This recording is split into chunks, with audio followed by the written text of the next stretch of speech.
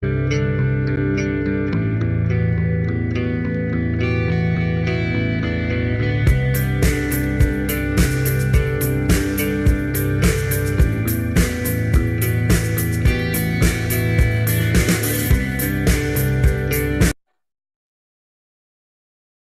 alaikum viewers, welcome back to my channel. I am glad that you tune in with me.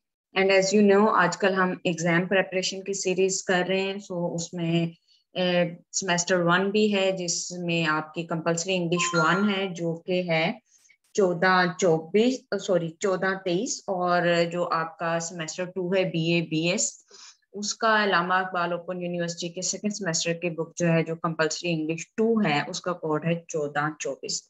So viewers, यहाँ मैं आपको lecture शुरू करने से पहले बताते चलूं कि ये एक कंबाइंड लेक्चर में तैयार किया है क्योंकि ऐसे राइटिंग जो है वो फर्स्ट सेमेस्टर में भी आ रहा है और सेकंड सेमेस्टर में भी आ रहा है.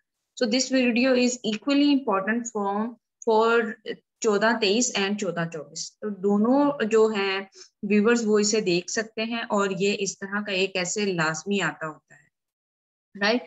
तो हम इसे इस टाइप के ऐसे को आज देखेंगे. ये कौन कौन से हैं इसमें जी. आज सबसे पहले हम करेंगे नैरेटिव ऐसे. और जो नैरेटिव ऐसे होता है वो बेसिकली होता क्या है.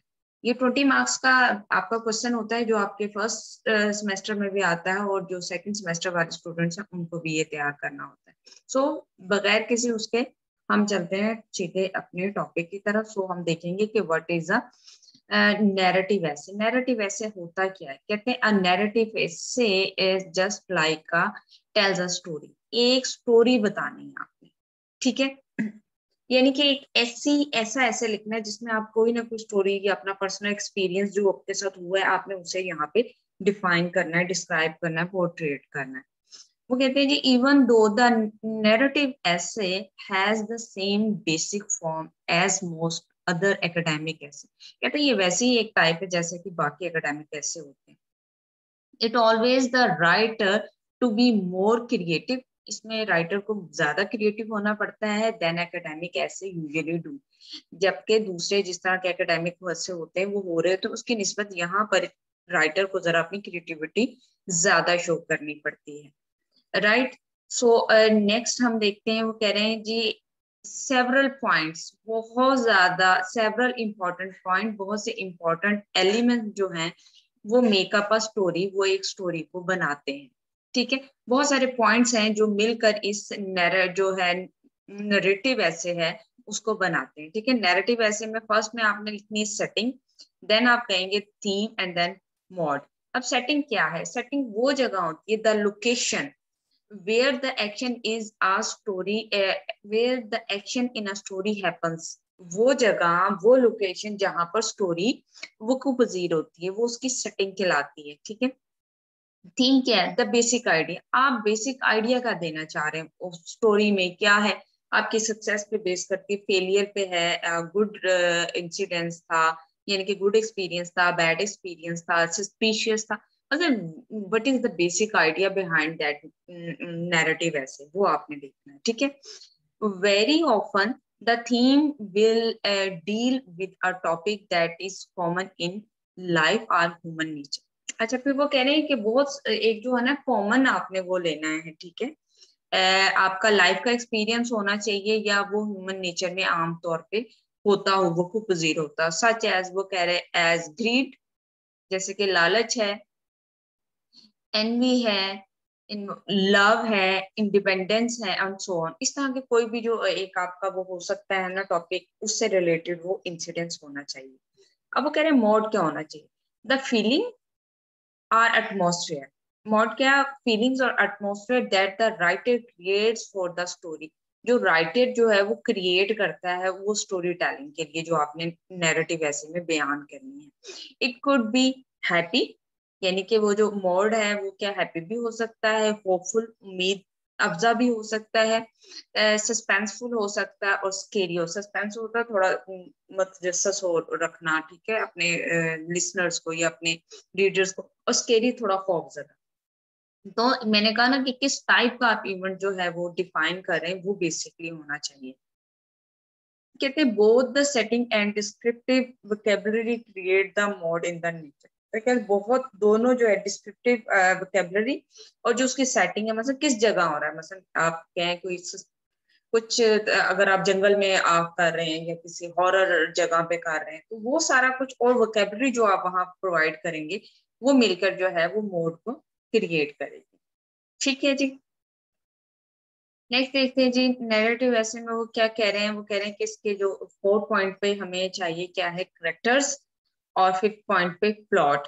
अब देखिए 4 पॉइंट पे क्या है, the people in the story, वो लोग जो उस स्टोरी के अंदर है वो उसके करेक्टर्स हैं, they are affected by the mode and they react to the events in which they are involve. वो कह रहे हैं वो जो उनका स्टोरी का मूड होता है वो अफेक्ट होता है इन सबसे, और ठीक है जो रिएक्ट कर रहे होते हैं, जिस तरह वो रिएक्ट करते हैं वो उसके एक्चुअली इवेंट्स की वजह से कर रहे होते हैं जिसमें वो जो कुछ वहां हो रहा होता है। एंड प्लॉट क्या होता है, what happens in the story, पूरी स्टोरी में बेसिकली होता क्या, वो उसका प्लॉट होता है, what happens in the story. ठीक है जी। That is the sequence of event, event का एक सीक्वेंस यानी कि तसलसल के साथ जो वाकयात को पजीर हो रहे होते हैं। The plot often includes a climax are turning point at which the characters are events change. ठीक है जी। प्लॉट क्या है, ये सब कुछ उस क्लाइमेक्स होता है, टर्निंग पॉइंट्स होते हैं उसमें, ठीक है, और ये सब कुछ किसकी वजह से होता है, कैरेक्टर्स की वजह से होता है और इवेंट्स चेंज होने की वजह से होता है, राइट। अब वो कह रहे हैं कि एन अफेक्टिव नरेटिव ऐसे जो होता है वो इंक्लूड्स दीज एलिमेंट्स, उसमें ये एलिमेंट्स लाजमी आपने ऐसे में डालने। कह रहे हैं थीसिस होता है, ट्रांजिशन होती है, और कंक्लूजन होता है। देखते हैं जी थीसिस क्या होता है। Thesis that sets up the action in the introduction, जो के इंट्रोडक्शन में ही एक्शन को सेटअप करता है, ठीक है। दूसरा है ट्रांजिशन क्या है, जिस sentence that contact events and help the reader to follow the story. ठीक है, कॉन्टेक्ट करते हैं इवेंट को एक को दूसरे को, तो ये नहीं अभी आप यहाँ शहर में तो दूसरे ही सेंटेंस में आप जंगल में पहुंच जाए, तो आपने उस चीज को एक सीक्वेंस के साथ जो है या एक एक हेल्पफुल वे के साथ, ताकि जो स्टोरी रीडर है उसको वो चीज समझ आए, उसे फॉलो कर सके। देन अ कंक्लूजन, कंक्लूजन में क्या आएगा, that ends the story action and provide a moral. अच्छा यहाँ देखिए वो कह रहे हैं मॉरल होना चाहिए, प्रिडिक्शन होना चाहिए एंड रेवलेशन होना चाहिए। ठीक है, इनमें से कोई एक चीज आपने ऐड करनी है वहां पे, कंक्लूड आपने इस तरह करना है, अगर रीड पे है तो सस्पेंस पे है मसलन, तो किसी भी तरह का आपने वहां कंक्लूजन जरूर देना है। ठीक है, ये एलिमेंट्स लाजमी आपने अपने ऐसा जब लिखना है एग्जाम में तो आपने डालने हैं। अब वो कह रहे हैं नैरेटिव ऐसे में अगर हम देखें द इंट्रोडक्शन, इंट्रोडक्शन हमने स्टार्ट कैसे करना है, मैं थोड़ा सा इसे ना समराइज करूंगी, इसलिए मैं थोड़ा ज्यादा डिटेल में नहीं बात करी क्योंकि एग्जाम से तो टाइम बच्चों का जरा कम होता है। So introduction में कह रहे हैं the introduction is the paragraph that brings your story. This is where you describe the setting. यहाँ पर आप setting को define करो, introduce the characters, characters का introduction करवाओगे and prepare the reader for the action to come. और reader को prepare करोगे कि कोई एक्शन जो है वो आ रहा है। Of course the introduction should be a hook and a thesis. Hook and a thesis, thesis mean main idea आपने वहां पे लोगों को देना है कि क्या आप डिफाइन किस पे करने जा रहे हैं। ठीक है, अब ये हुक क्या होती है, वो कह रहे हैं usually the first sentence or two that grabs readers attention.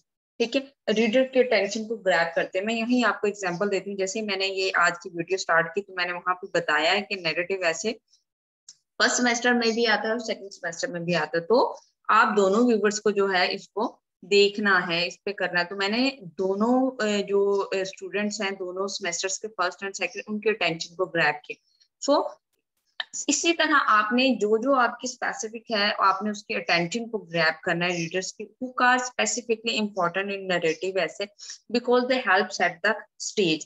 कहते हैं वो जो हुक होती है ना वो हेल्प करती है स्टेज को सेट करने में फॉर द स्टोरी। स्टोरी की the hook makes reader start guessing about what will happen next, और ये हेल्प करती है कि आगे क्या होगा। सपोज अगर कोई जर्नी स्टार्ट कर रहा है, ठीक है, अगर आप कोई एडवेंचर लिखना चाह रहे हैं तो आप एक जरा प्लॉट बनाओगे कि someone is discussing with the mother और फादर कि हम लोग कोई एडवेंचर करने जा रहे हैं, तो वो एक आपको एक मोटिवेशन देगा। अच्छा एडवेंचर होगा तो किस टाइप का होगा, आप माउंटेन्स में जा रहे हैं, फॉरेस्ट में जा रहे हैं, सी साइड पे जा रहे हैं, तो इस तरह के कोई भी आप उसमें जो है एलिमेंट ऐड कर सकते हैं।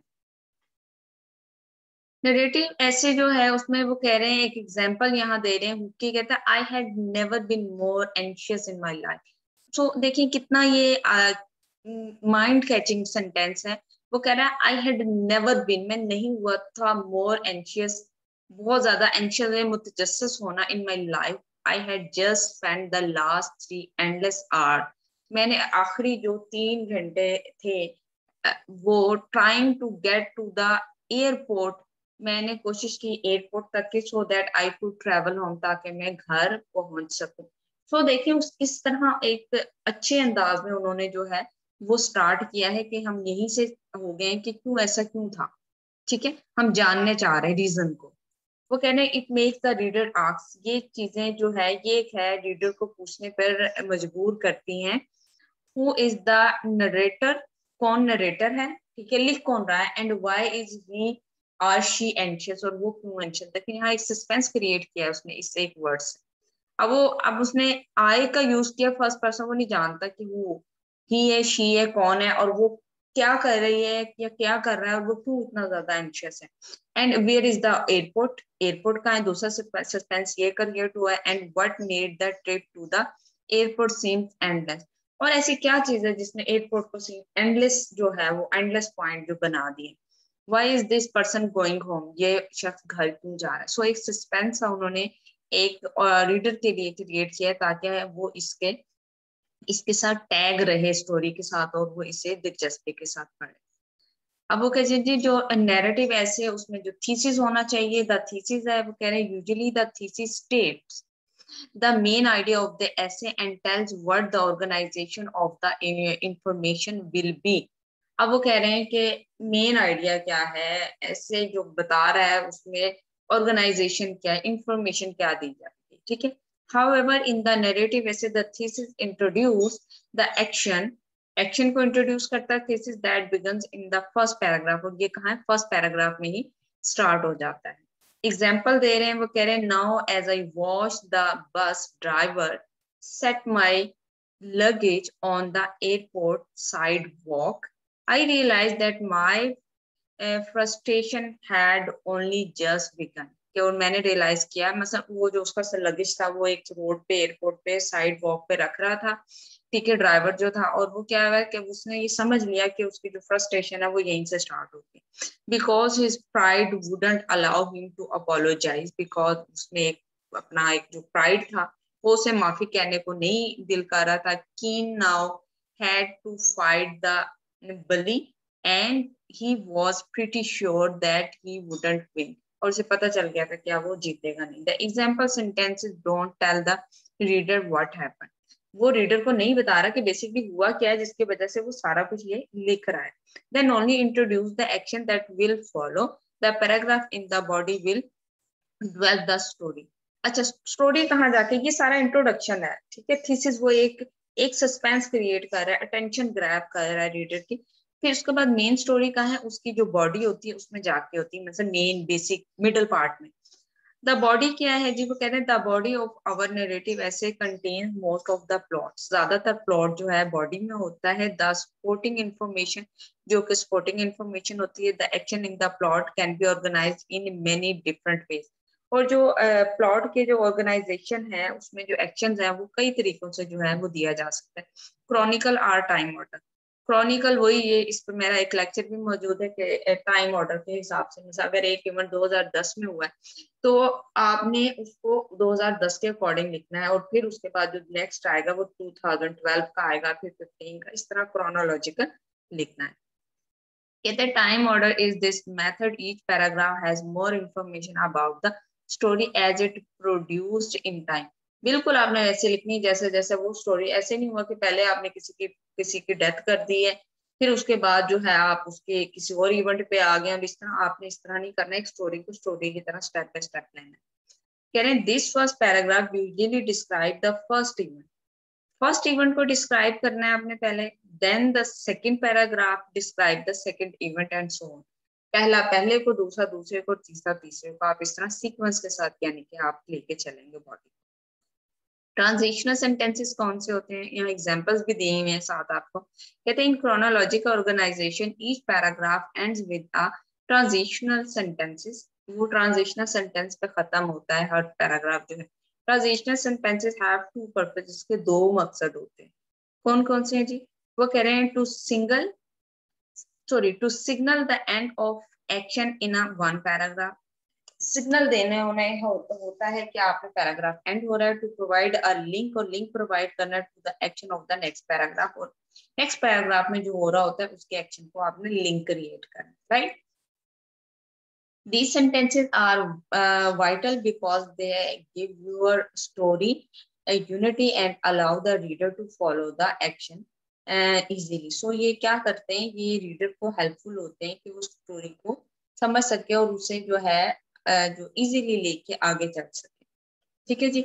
नाउ लास्ट पॉइंट है जी द कंक्लूजन। आपने अपने ऐसे को कंक्लूड कैसे करना है, कह रहे हैं like academic essay narrative essay needs a heavy concluding ideas.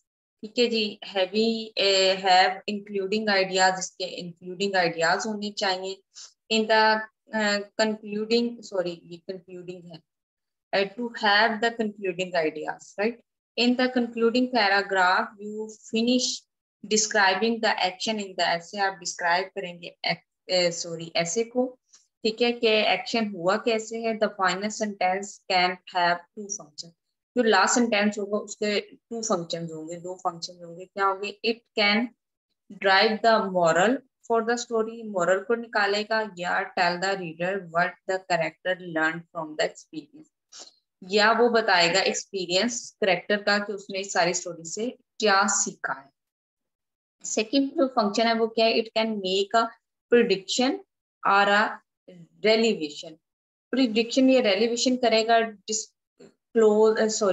Disclosure of something that was not known before. कोई ऐसी चीज जो उससे पहले ना बताई गई about future action, future action के बारे में, that will happen as a result of event in the story. जो स्टोरी में उसके प्रेडिक्शन पे वो फ्यूचर में किसी एक्शन को डिफाइन करेगा कि ऐसा हुआ है तो सॉरी नेक्स्ट जो है वो ऐसा नहीं होगा। सो इस तरह के या तो आप मॉरल देंगे या आप कोई प्रेडिक्शन उसमें करेंगे, और इस तरह आप अपने ऐसे को क्या करेंगे? कंक्लूड करेंगे। ठीक है। अब यहाँ उन्होंने आपको दिए में affective narrative essays writers note कह रहे हैं there are 3 elements in an affective narrative essays, a thesis, ठीक है, that set up the action, फिर transition sentences and a conclusion. Hopefully आपको ये समझ आया वो होगा। ठीक है, इस तरह आपने अपने नैरेटिव ऐसे को लेके चलना है, और इस तरह आपने एक अच्छा सा नैरेटिव ऐसे जो है आपने अपने एग्जाम में लिखना है। होपफुली आपको लेक्चर अच्छा लगा होगा। अगर लेक्चर अच्छा लगा please press the bell icon and hit subscribe the channel and hit the bell icon। Actually I'm not so good today, that's why मैं कल भी वीडियो नहीं बना सकी। तो आज भी का तबीयत नहीं ठीक है, लेकिन मैंने कहा बच्चे वेट कर रहे होंगे, so I have to make lecture today। So please pray for me and my health as well, and thank you so much for being with me। Allah Hafiz।